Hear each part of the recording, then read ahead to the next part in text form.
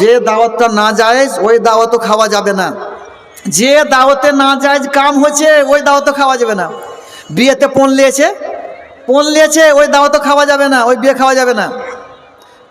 আচ্ছা শুনুন, আবু দাউদের হাদিস আছে, ভালো করে শুনুন হাদিসটা, তারপর সব বুঝে নেবেন আপনারা। রাসূলুল্লাহ সাল্লাল্লাহু আলাইহি ওয়াসাল্লামের মেয়ে ফাতেমা, সবাই জানেন রাসূলুল্লাহ সাল্লাল্লাহু আলাইহি ওয়াসাল্লাম মেয়ের নাম ফাতেমা, আলী হলেন জামাই। ফাতেমার বাড়িতে মেহমান এসছে, তো রাসূলুল্লাহ সাল্লাল্লাহু আলাইহি ওয়াসাল্লাম ফাতেমা আলীকে বলছেন যে রাসূলুল্লাহ সাল্লাল্লাহু আলাইহি ওয়াসাল্লামকে দাওয়াত দিয়েছো না, আমাদের মেহমান এসছে, মেহমানের সঙ্গে খাবে।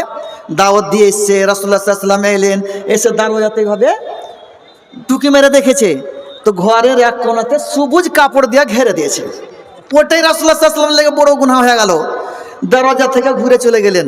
ফাতেমা যখন দেখলেন যে রাসূলুল্লাহ সাল্লাল্লাহু আলাইহি ওয়াসাল্লাম বাড়ি এলেন না, তো আলী রাদিয়াল্লাহু তাআলা আনহুকে বলছে, দেখো দেখো দেখো রাসূলুল্লাহ সাল্লাল্লাহু আলাইহি ওয়াসাল্লাম কেন ফিরে গেলেন, দেখো। দেখলেন যা বোঝায়, যা দৌড়লেন আলী রাদিয়াল্লাহু তাআলা আনহু, যে বলছে, আল্লাহ রাসূল মা রাজা আকা, কি ব্যাপার, আপনি কেন গেছেন ফিরে? তখন রাসূলুল্লাহ সাল্লাল্লাহু আলাইহি ওয়াসাল্লাম বললেন যে কোনো নবীর জন্য শোভা দিবে না রং চঞ্জা ঘরে ঢোকা, আর তুমি ঘরের এক কোণাকে রং চঞ্জা করে দিয়েছো, এই জন্য ফিরে যাচ্ছি।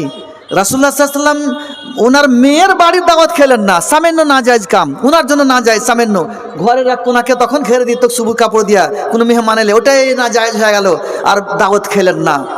তো যে দাওয়াতে না জায়েজ কাজ হবে ওই দাওয়াত খাওয়া যাবে না।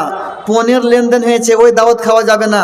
তো আপনারা হয়তো বলবেন, মানে পণের লেনদেন তো সবাই করে না, কেউ কেউ করে, তো যারা পণের লেনদেন করে না তাহলে কোনো ব্যাপারে নেই, বিয়েটা ভালো হয়েছে, পণের লেনদেন হয়তো খাওয়া যাবে। তো পুরুষ মহিলা যে একসাথে বসেছে, পুরুষ মহিলা বসছে এক প্যান্ডালে, বসছে পুরুষ মহিলা, তো এটা কোন ধরনের জায়েজ হলো? কোন ধরনের জায়েজ হলো? কোথা থেকে জায়েজ হলো?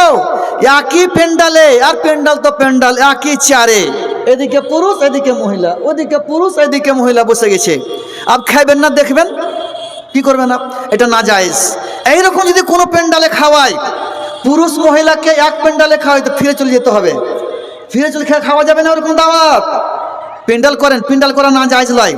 প্যান্ডাল করতে পারেন, আর ফজল খরচ না করে কাজের মতন প্যান্ডাল করতে পারেন, তো পুরুষের জন্য আলাদা প্যান্ডাল করেন, মহিলার জন্য আলাদা প্যান্ডাল করেন, যেমন আলাদা আলাদা করেছেন এখন কিনা, পুরুষের জন্য আলাদা প্যান্ডাল, মহিলার জন্য আলাদা প্যান্ডাল।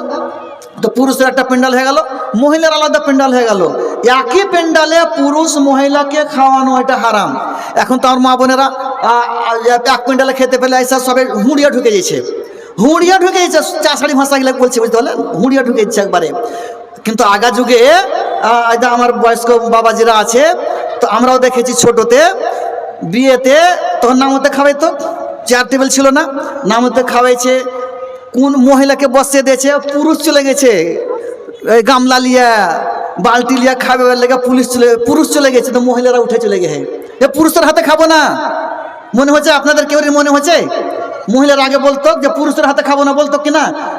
মহিলারাকে খাওয়াইবে এটা বলতো, মহিলা খাজিনদার পাঠাও, বাড়ির মেয়েরাকে পাঠাও এটা বলতো। এখন কিন্তু এটা নেই, আমার মা বোনেরা আরো শখ করে ঢুকছে একবারে। তো এটা না জায়েজ, হারাম, অবৈধ কাম। এক প্যান্ডালে পুরুষ মহিলাকে খাওয়ানো হারাম কাম, অবৈধ কাম। যিনারা বিয়ে দিবেন ওনারা দাওয়াত দিবেন, খেয়াল করে রাখবেন, আলাদা আলাদা প্যান্ডাল করেন, পুরুষের আলাদা মহিলার আলাদা। তো আমার যে 10টা বা 12টা বলছিলাম যে সুন্নাত তারিকা সুনানে হোদা বিশ্লেষণ শেষ, 10 মিনিট আছে। আজকে মাদ্রাসার উন্নতি কল্পে জালসা, একটু এটা আপনাদেরকে একটু বুঝাইতে হবে আমাকে। তো ওটা শেষ হলো, ওটা